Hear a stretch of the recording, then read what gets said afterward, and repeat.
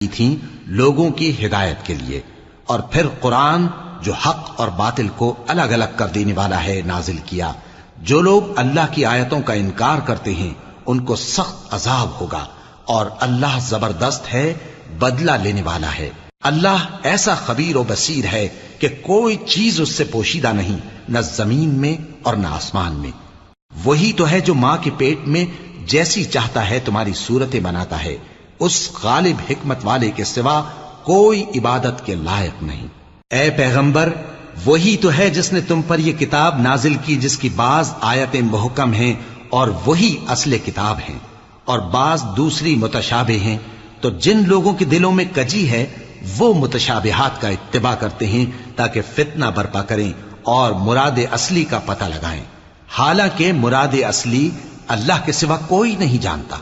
اور جو لوگ علم میں گہری نظر رکھتے ہیں